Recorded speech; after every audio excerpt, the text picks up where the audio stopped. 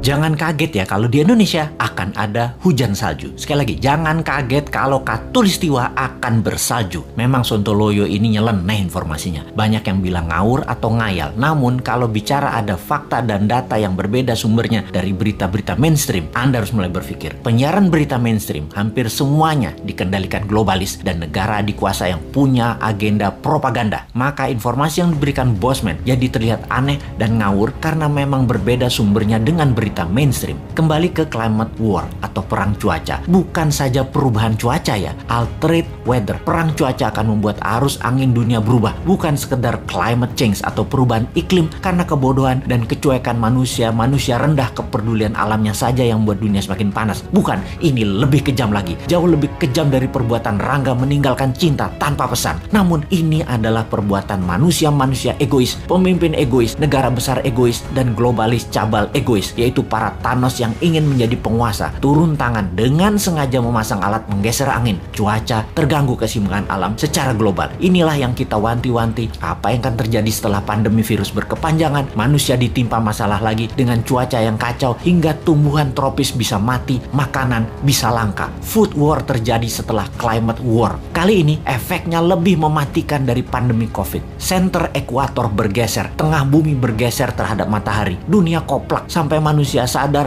bahwa kita punya common enemy atau musuh bersama, yaitu alam yang tidak dipelihara. Seperti tubuh manusia tidak dipelihara di usia senja, berbagai penyakit dideritanya. Ternyata sahabat, ada fakta lain kalau kita ingin membalik semua keadaan tersebut. Banyak buktinya. Misalnya, ada seseorang di usia 65 tahun baru mulai hidup sehat. Di usia 80 tahun usia biologisnya, tetapi body age-nya seperti orang berumur 30 tahunan karena dirawat dengan baik walaupun mulainya dari umur 65. Dia makan sehat, olahraga, dan lain sejenisnya. Sekali, padahal selama 65 tahun hidupnya berantakan, namun ketika diputuskan berubah 180 derajat, balik arah, semua bisa jadi muda lagi, sehat lagi. Dunia pun sama. Selama ini dunia tidak dirawat oleh manusia, maka penyakit bumi itu banyak. Hal inilah yang membuat bumi menua dengan cepat dan menjadi renta. Tapi bukan tidak bisa disembuhkan. Bisa, selama kita semua sepakat berjuang memperbaiki. Indonesia di tahun 2045 adalah pemimpin yang akan memimpin perbaikan alam dunia ini semua. Untuk itu, New Mind selama 24 tahun ke depan hingga tahun 2045 akan pegang kendali utuh, menyelesaikan masalah dalam negeri dan luar negeri, menyetop kegilaan Amerika dan Tiongkok, serta menyetop globalis cabal. Ini bukan impian kosong. Ini mungkin impian segelintir orang awalnya. Namun ketika 1 juta orang percaya, akan jadi collective belief. Ketika 10 juta orang pertama, kekuatan keyakinan makin besar. Dan ketika 100 juta orang percaya, maka Indonesia akan bergetar. Ketika 270 juta orang Indonesia percaya, Indonesia menang. Dan ketika 1 miliar manusia percaya, dunia semakin sehat. Ketika 5 miliar manusia sepakat, maka dunia damai selamanya. Saat ini silahkan kalian percaya dengan pejabat yang mendukung penyedot nikel dari tanah air tercinta ini hingga 3 tahun ke depan supaya musnah cadangan nikelnya. Silahkan dukung. Tapi kalau mau Indonesia baru, dunia baru, siapkan konsep bernegara yang membuat Indonesia akan menjadi negara superpower. Ubah pola pikir lama dan semua pejabat incumbent termasuk yang mencalonkan di tahun 2024 yang dari incumbent. Mereka semua pikirannya lama. New Mind,